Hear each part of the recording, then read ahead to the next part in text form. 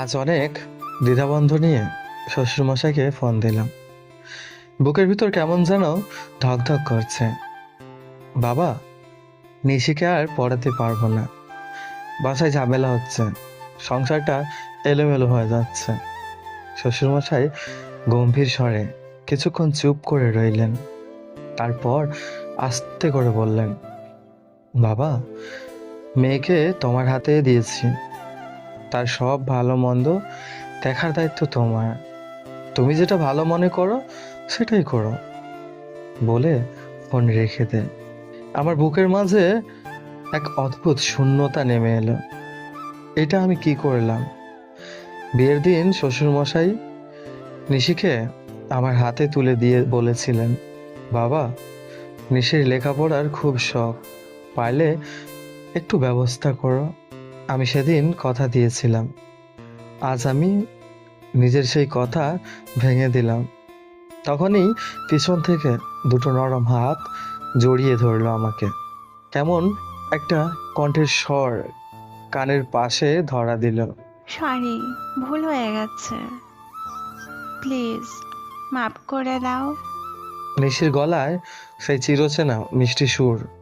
রাগ ধরে রাখা কঠিন, কিন্তু নিজের নাম বজায় রাখার জন্য বললাম, এতক্ষণ ঝগড়া করলি, এখন আর কোনো সরি শুনতে চাই না। নিশির চোখ ভিজে উঠল। ওর কাঁপা কাঁপা কণ্ঠের স্বর শুনেই বুকের ভেতরে কেমন যেন মোচড় দিয়ে উঠল।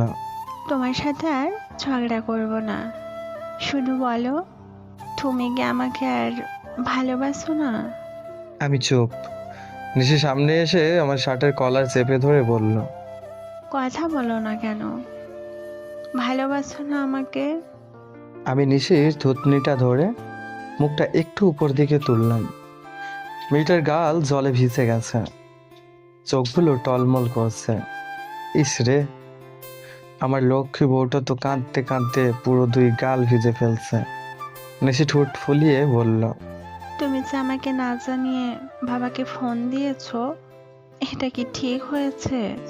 আমি কিছু বলতে যাবো এমন সময় নিশি চোখ গোল গোল করে বলল, আর একটাও কথা বললে আমি কিন্তু সত্যি বাবার বাড়ি চলে যাব। আমি হেসে ওকে জড়িয়ে ধরে বললাম, তাহলে যাও, কিন্তু যাওয়ার আগে আমাকে একটু চুমু খেয়ে যাও। নিশি রাগ দেখিয়ে মুখ ঘুরিয়ে নিল, কিন্তু আমি ওকে আরো জোর করে টেনে নিলাম বুকের মাঝে। নিশি আমার বুকে মাথা গুঁজে থাকলো। এই মেয়েটা যেন আমার পৃথিবী। নিশির এই ছেলে মানুষিটা সবসময় আমাকে অবাক করে। যেমন সেদিন আমি সকালবেলা কলেজে যাব, চশমাটা খুঁজছি, হঠাৎ দেখি নিশি মিটমিট হাসছে। বুঝতে পারলাম নিশ্চয়ই ওই লুকিয়েছে। নিশি, চশমা কোথায়? এখন থেকে তোমাকে চশমা ছাড়াই কলেজে যেতে হবে। চশমা ছাড়া ক্লাস নেব কিভাবে? চশমা পরলে তোমাকে স্মার্ট লাগে, কলেজের মেয়েরা তোমার প্রেমে পড়ে যাবে। সো নো চশমা। ওর কথায় যতটা রাগ লাগলো তার চেয়েও বেশি হাসি পেল। নিশির প্রতিটা মায়া যেন প্রতিদিন আরো বেড়ে যায়। নিশির রান্না নিয়ে যত অভিযোগই করি, ওর হাতের খাবার আমার কাছে সবচেয়ে সুস্বাদু লাগে। একদিন ওকে রান্নাঘরে পেঁয়াজ কাটতে দেখি, চোখ জলে ছলছল করছে। আমি দৌড়ে গিয়ে ওকে পেছন থেকে জড়িয়ে ধরলাম। কি হয়েছে, কাঁদছো কেন? আমার রান্না খেতে ভালো লাগে না, তাই বলো। আরে না, তোমার রান্নাই আমার সবচেয়ে প্রিয়। নিশি চোখ মুছে বলল, অফিস থেকে ফিরে আর যদি রান্নায় কোনো অভিযোগ করো তাহলে বাবার বাড়ি চলে যাব। ওকে, রান্না যেমনই হোক আমি পুরো প্লেট শেষ করব। নিশিকে বাংলা পড়ানোর সময় তো রীতিমতো মহাযুদ্ধ শুরু হয়ে যায়। একদিন ওকে পড়াচ্ছিলাম, ঢাকা শহর জ্যামের শহর, ঢাকা শহর জ্যামের শহর, রিক্সা এই জ্যামের মূল কারণ। রিস্কা এই জ্যামের মূল কারণ। আমি অবাক হয়ে তাকালাম। নিশি, এটা রিক্সা, রিস্কা না, হুম, রিস্কা। রিক্সা। ফাজিল মাস্টার। পরেই ঝগড়া খুনসুটি শুরু। একদিন ক্লাসের মধ্যে নিশির ফোন। হ্যালো। এই, মুরগির ডিম কয়দিনে ফুটে বাচ্চা হয়? কি? নিশি, পরে বলছি, এখন অফিসে আছি। না, এখনই বলো। আমার কলিংরা শুনে তো হাসতে হাসতে লুটোপুটি খাচ্ছে। আমার চেহারাটা তখন লজ্জায় লাল। অফিস থেকে বেরিয়ে বাসায় আসতেই দরজায় ধুমধাম করে নক করলাম। নিশি, দরজা খোল, আজ একটা বিয়ে করতেই হবে। নিশি দরজা খুলে বলল, কি হয়েছে জান্টুস? সময় অসময়ে এত ফোন দিস কেন? হ্যাঁ। তোমাকে না দেখে থাকতে পারি না। কিছুক্ষণ চুপ করে ওর দিকে তাকিয়ে থাকলাম। তারপর নিশিকে এক চটকায় বুকে জড়িয়ে নিলাম। 2 মাস পরে নিশির শ্বশুরমশাই আমাদের দেখতে এলেন।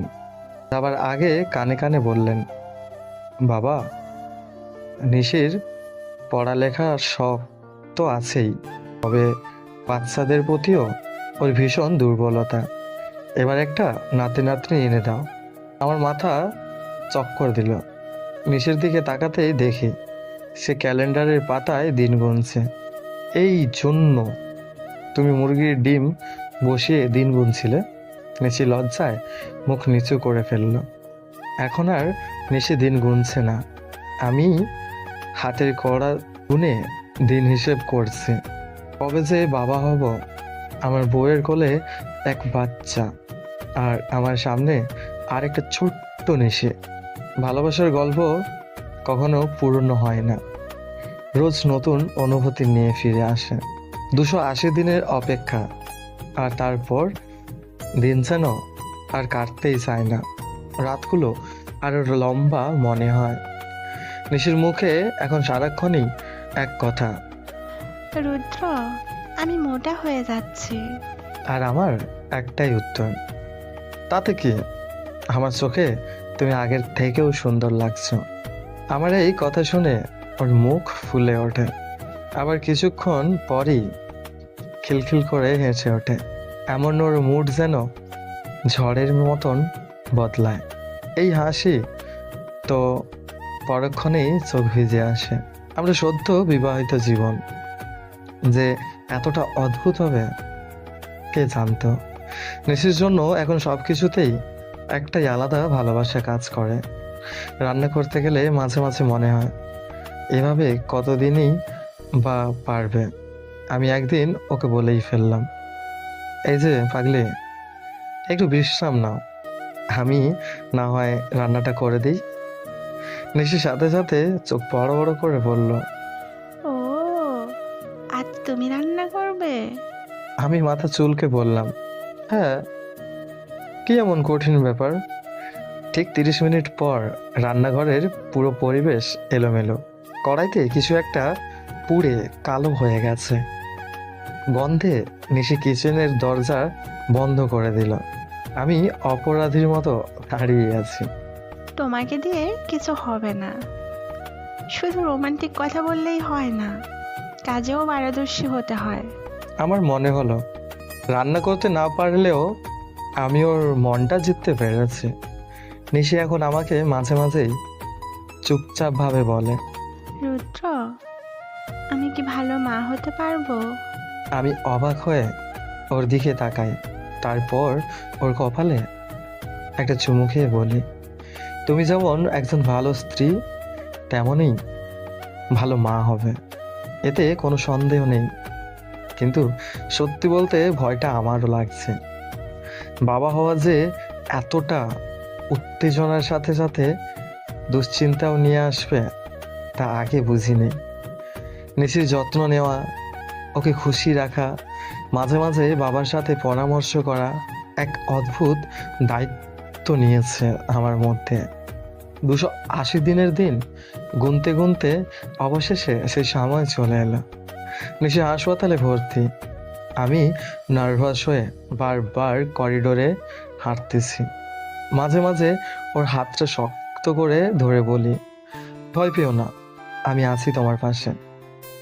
নিশি ক্লান্ত চোখে তাকিয়ে শুধু মাথা নেড়ে হাসে। ঘন্টাখানেক পর নার্স এসে বলল, অভিনন্দন, আপনি বাবা হয়েছেন। আমি শ্বাস বন্ধ হয়ে যাওয়ার মতন অবস্থায় অনুভব করলাম একটা ছোট্ট প্রাণ আমার ওই অংশ। বেডের কাছে যেতেই দেখলাম নিশি বিছানায় শুয়ে আছে, আর ওর কোলে ছোট্ট একটা পুচকে বাচ্চা। আমি আস্তে করে বললাম, আমার লক্ষ্মী বউ, কেমন আছো?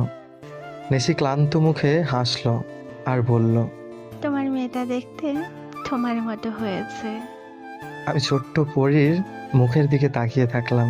নিশির চোখে খুশির অশ্রু, আর আমার মনে শান্তির পরশ। জীবনের নতুন অধ্যায় শুরু হলো। এখন থেকে শুধু আমি আর নিশি নয়, আমাদের ছোট্ট পৃথিবীর আরেকটা সদস্য রয়েছে। সব বন্ধুরা, আমাদের গল্পটা যদি ভালো লাগে আমাদের চ্যানেলটি সাবস্ক্রাইব করুন, পাশে থাকা বেল আইকনের অল ঘন্টিটা বাজিয়ে দিন, আর হ্যাঁ, একটা লাইক করুন, কমেন্টে জানান কেমন লেগেছে। আপনাদের একটা কমেন্ট পেলে আমরা মোটিভ হই নতুন নতুন গল্প বানানোর জন্য। ধন্যবাদ।